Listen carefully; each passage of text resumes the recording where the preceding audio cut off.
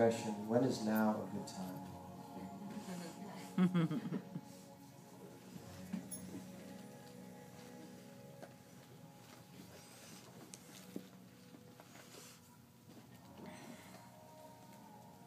What was the year that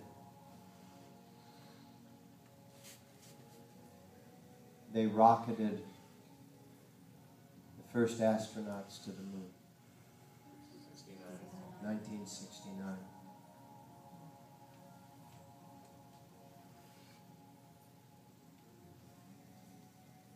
Could they have done it in 1869?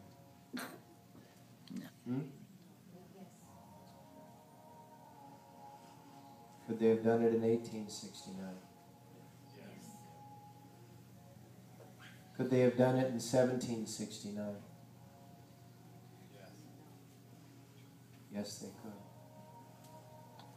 Could they have done it in 1669? Could they have done it in 69?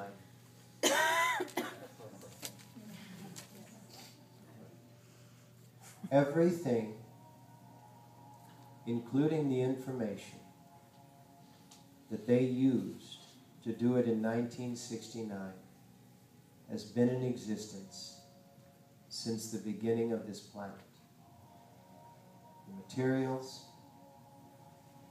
the derivation of the materials. In other words, obviously some materials were alloys, some materials were derivations. The knowledge was all there. What was missing?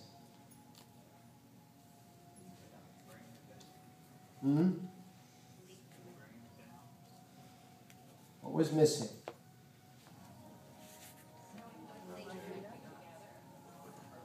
The belief. The belief was there. What was missing? All of knowing how to bring it all down was there. What was missing?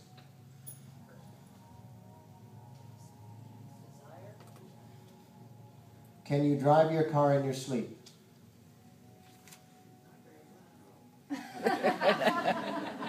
Can you drive your car from your home to Yoga West in your sleep? What was missing? The awakened nature. In other words, if I'm asleep in this room, does this room still exist? If I'm asleep in this room and the class takes place in this room and the class leaves this room, have I consciously absorbed the class? Consciously absorbed the class? No. So what is missing from one moment to the next is the awakening.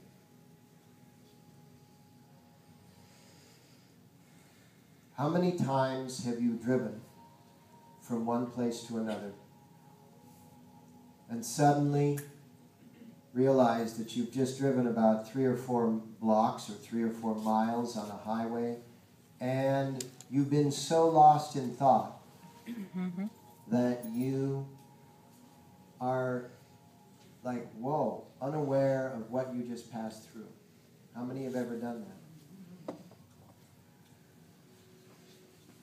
If you are lost in thought, are you experiencing the experience of the experience? If you're lost in thought, are you asleep to the experience? Yes. So, a learning curve, Yogi Bhajan used to always say, the distance between being totally asleep and awakened is the length of your spine. So we follow a learning curve, correct? And that learning curve is sometimes fairly linear. When somebody knows this much, we add a little bit and we know this much. And then we add a little bit and then we know this much. What if you could go from point A to point Z without going through B, C, D, E, F, G, H, I, etc. You could just go AZ. What would it take to wake up that much to go from A to Z? Can you go from A to Z? Yes. Do you go from A to Z? No. You take steps, steps, steps. Here's a beauty. In the 1800s, the British were occupying the island continent of Australia. And in order to, like all occupying forces always do, they want to keep track of all of the indigenous people, right? And so they had these patrols, usually headed up by a captain or a major or a colonel in the army, and they would patrol from one village of Aboriginals to another. And time after time, their logs would register where they would leave the elders and the villagers of one village. And they would then go by horseback with their carts and what have you, and they would arrive at the next village. And the people that they had left in the previous village would greet them.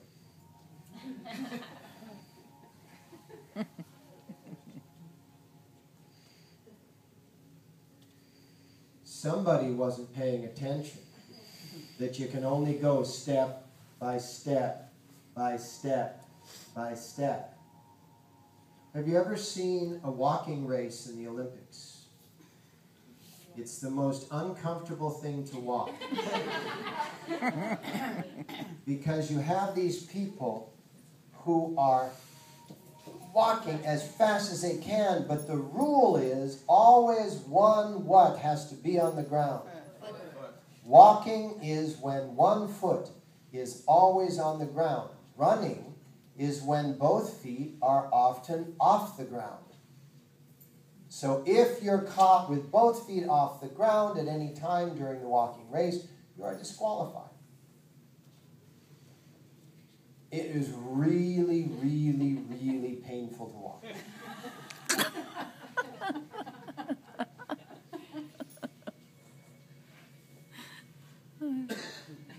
In Papua New Guinea, there are groups of people that are called floaters. And these people actually walk at a walking pace, and at some point, they will have both feet off the ground as they're walking.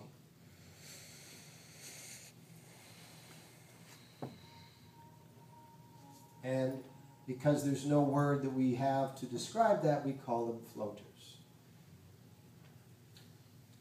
Anthropologists have done study after study after study about how does this take place?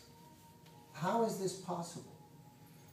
They ask them, you know, what is it that you do? What is it? How is it that you construct this movement? You know, what is the muscular event that takes place? And the only answer that these villagers ever give the anthropologists that ever makes more sense than the fact that nothing does make sense is, we don't know, we can't. Mm-hmm. We've been doing it for generations and centuries, and we have never learned that we can't do this.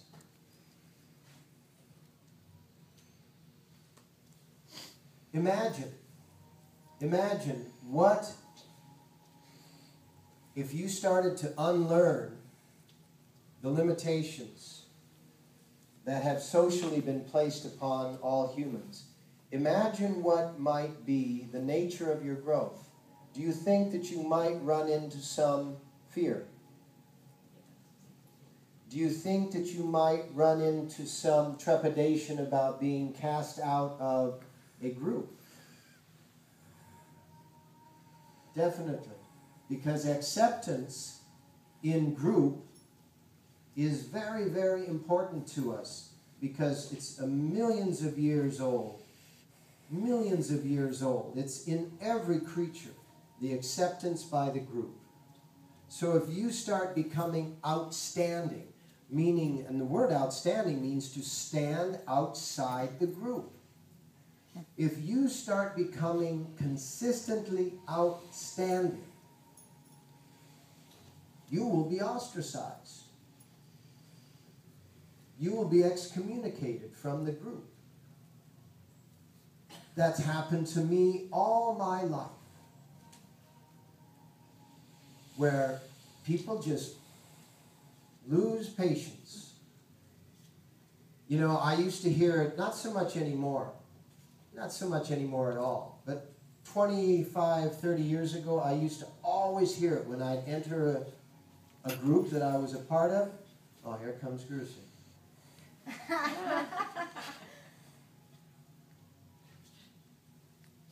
My mother and father taught me at a very young age, because I would get ostracized from the groups. I grew up a yogi. It was Judeo-Christian neighborhoods and all over America in the 40s and the 50s.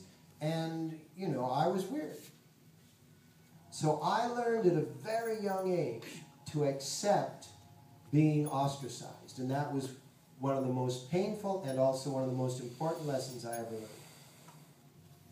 That I did not have to be accepted by the group in order for me to survive, in order for me to thrive. And what I found time after time after time is if I didn't need to be accepted by the group, eventually the group caught up. Mm-hmm. And then that started becoming uncomfortable. I became uncomfortable when the group caught up. That was a really hard thing to overcome. Yogi Bhajan used to pound me with that one. Pound me with that. Oh, so now you're just playing to your uniqueness. Because that's a trap. So you're playing to your sameness, and then you learn to not play to your sameness, and then you get trapped playing to your uniqueness. The second is actually worse than the first and harder to overcome. What we end up doing in this body of ours is we end up using various points of awakening. The earliest point of awakening is called the reticular formation. This very primitive area here, which has got all of our ancestral data in it. And everything that our ancestors believed in, everything that they followed, is all part of that ancestral data in that reticular formation. And it's the most important reason for chanting mantra. Because chanting mantra is mostly resonated in the chest and in the throat, and this resonation of this sound is affecting that reticular formation. It's giving the reticular formation a new series of instructions. A new set of if this, then that. You know how binary programming for computers is. And your brain is just a very fast operating if this, then that. You know, like millions, trillions of times faster than any computer. Your brain is always going, if this, then that, if that, then this, if this, then that, if that. I mean, just layers upon layers upon layers. And if that's being controlled by ancestral data, then you're living in 2013 being controlled by 1613, 1713, 1813, 1913. And so you are so far behind on your potential growth curve. Time is moving. Data is slowly increasing. What happens if on this growth curve you suddenly go, I am who I am, that is that. And suddenly you are just, for a moment anyway, in charge of yourself. What happens? This is a practical question. I'm not talking esoterically. What happens instantly? Instantly fear arises. Instantly fear arises. It's a knee-jerk reaction because your subconscious, which roots right here, the subconscious roots right here in the solar plexus, and suddenly you get a bit of a gut wrench. How many have ever had that? You decide that you're going to go do something, and you get this. How many have gone through that? Everybody has. What is that? That's an evolutionary governor. And there's a reason for it, and it's a good reason. If evolution didn't have a governing system, a system that didn't allow it to progress too quickly, what science has realized is that in many species, the parents wouldn't recognize the children. If the next generation was too much of a change from the previous generation, the species wouldn't survive. And so over the millennia, over the millions of years, evolution has learned, because evolution is an intelligence system, it learns as it goes along. It's learned not to allow too much growth in any given moment, because if too much growth is allowed, the species will perish. What is too much growth called? It begins with an M, U, T. Mutation. So too rapid of a growth is called a mutation. The increase of consciousness is called a transmutation. A rapid increase in consciousness is called a transmutation.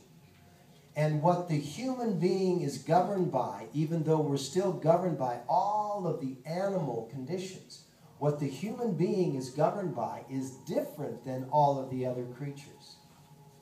Because we have already evolved our bodies to the full extent of being able to utilize them as a worship instrument.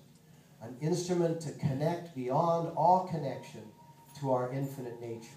We are the immortal species. Because in addition to being housed in a mortal vessel, we have the ability, the capacity to awaken to our immortality. And that is unique amongst the humans. But at some point, you need to defy the linear, logical nature of the growth curve. What stimulates evolution? I've been talking about this for months. Crisis. Crisis. Anybody ever had a crisis in your life? Anybody ever misinterpreted a crisis as being a punishment for something I must have done wrong?